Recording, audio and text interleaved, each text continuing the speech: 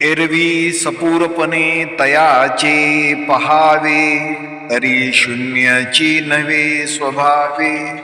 वरी गगनाचे निपालवे, गाळून घेतले. एरवी त्याचे परमात्म्याचे पूर्णत्व पाहावे गेले तर ते स्वभावाने शून्यच आहे असे वाटते. परंतु ते इतके सूक्ष्म आणि शुद्ध आहे की जणू काही आकाशालाच वस्त्राच्या पालवाच्या टोकाने गाळून घेतले आहे.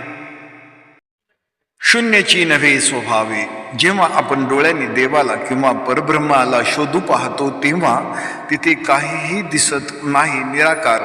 त्यामुळे सामान्य माणसाला वाटते की तिथे शून्य आहे किंवा काहीच नाही. पण माऊली म्हणतात ते केवळ शून्य नाही तर ते पूर्ण आहे. ते शून्यासारखे भासते कारण त्याला कोणताही आकार किंवा विकार नाही. गगनाचे निपालवे, गाळून घेतले. हे एक अप्रतिम रूपक आहे. आकाश, गगन सर्वात सूक्ष्म मानले जाते. पण ज्ञानेश्वर माऊली म्हणतात की जर आकाशालाही एखाद्या कापडाने गाळून घेतले तर जो अतिसूक्ष्म अर्क शिल्लक राहील. तसे ते परमात्म्याचे स्वरूप आहे. म्हणजे आकाशापेक्षाही ते अधिक निर्मळ, सूक्ष्म आणि व्यापक आहे.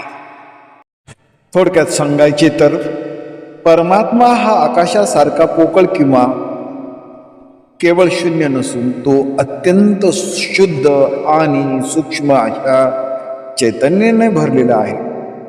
ज्याप्रमाणे गाळलेले पाणी कचऱ्या वाचून शुद्ध असते, तसे हे तत्व सर्व उपाधीपासून मुक्त आणि अत्यंत स्वच्छ आहे.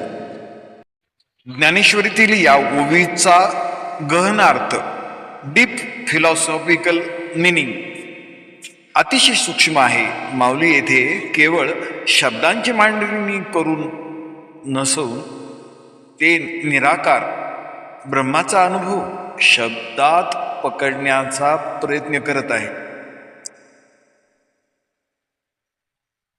या ओवीचा सखोल अर्थ खालील मुद्द्यातून समजून घेता येईल.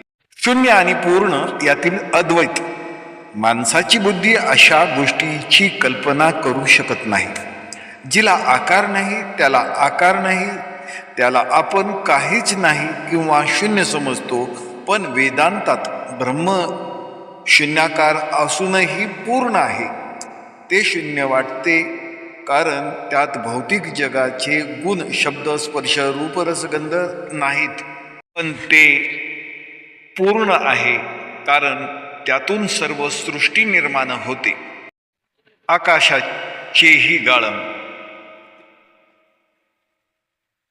पंचमहाभूतामध्ये आकाश हे सर्वात सूक्ष्म मानले जाते. आकाश इतर चारही भूतांना, पृथ्वी, आप, तेज, वायू सामावून घेते. पण स्वतः कशातही लिप्त होत नाही. माऊली म्हणतात की ब्रह्म हे आकाशापेक्षाही श्रेष्ठ आहे. गगनाचे निपालवे, गाळणे.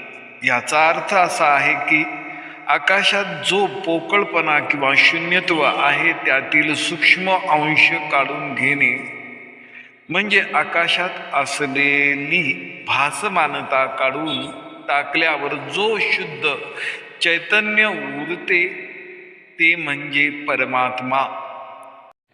इंद्रियाच्या पलीकडची शुद्धता. गाळून घेतलेली वस्तू जशी स्वच्छ, निखळ असते तसे परमात्मा तत्व आहे. गगन, आकाश हे अज्ञानाने निळे दिसते किंवा शून्य वाटते, पण ते तसे नाही. ब्रह्म हे आकाशासारखे व्यापक असून आकाशासारखे जड म्हणजे येथे त्रिगुणात्मक प्रकृतीशी संबंधित नाही. ते चिदाकाश आहे. अनुभवाचे शास्त्र. या ओवीचा गहन अर्थ आहे साधकाने जेव्हा ध्यानात स्वतःचे अस्तित्व पूर्णपणे विरघळवून टाकले पाहिजे. जेव्हा मीपणाचा मीपणा शून्य होतो तेव्हा जे उरते ते शून्य नसून ते गगनाहून आगळे असे पूर्ण ब्रह्म आहे.